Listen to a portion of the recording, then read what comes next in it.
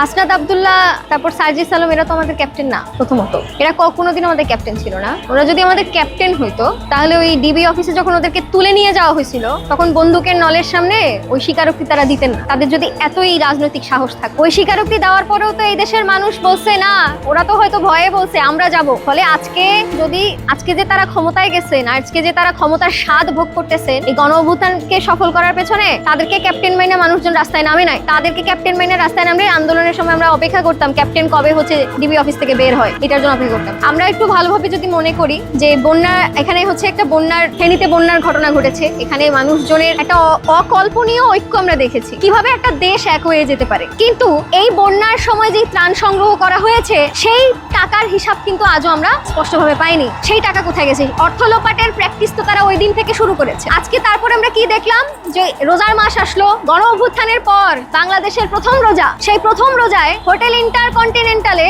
নাহিদ ইসলামরা জামাতের আমির শফিকুর ওনাদের সাথে ইন্টারকন্টিনেন্টালে বড় বড় দামি দামি ডিশ নিয়ে ইফতার করেন, আর আমার দেশের রিক্সা শ্রমিক সে মানিক দিয়ে হচ্ছে তার রোজা ভাঙে। আমি সেদিনই বলেছি যে এই বাংলাদেশ বৈষম্যহীন বাংলাদেশ হইতে পারে না, এখনো সে বৈষম্যের বাংলাদেশ রয়ে গেছে। ফলে যেটা হয়েছে, ওরা কোনোদিনও আমাদের ক্যাপ্টেন ছিল না, কারণ তারা কখনো বৈষম্যের বিলোপ করার জন্য যেই জায়গাগুলোতে বাড়ি মারা দরকার ছিল, যেই জায়গাগুলো নিয়ে কাজ করা দরকার ছিল, সেটা তারা কোনোদিন করেও নাই। বরং অভ্যুত্থানের পরে বাংলাদেশে বিভক্তি আননের কাজ করেছে তারা। শাহবাগে বসে তারা হচ্ছে এখানকার যে সাংগঠনিক রাজনীতি বলি আর যে পরিচয়ের মানুষই বলি, তারা বেছে বেছে এখানকার মৌলবাদী শক্তিগুলোকে ইনক্লুড করিয়েছে এবং এই দেশে গণ অভ্যুত্থানে ভূমিকা রাখা বামপন্থী সহ প্রগতিশীল যে অংশ তাদেরকে মাইনাস করেছে, তাদেরকে ভারতের দালাল বলে অভ্যুত্থানের ভূমিকার থেকে তাদেরকে মুছে ফেলার চেষ্টা করা হয়েছে। এই হাসনাতদের দেখে এরা কোনোদিনও মুভমেন্টে যায় নাই, এরা নিজের দায়বোধের জায়গা থেকে মুভমেন্টে গেছে। ফলে আমরা কোনোদিনও এই প্রতারকদেরকে নিজেদের ক্যাপ্টেন বলি নাই। তবে অবশ্যই গণ অভ্যুত্থানে তারা ভূমিকা রেখেছিলেন, তখনও পর্যন্ত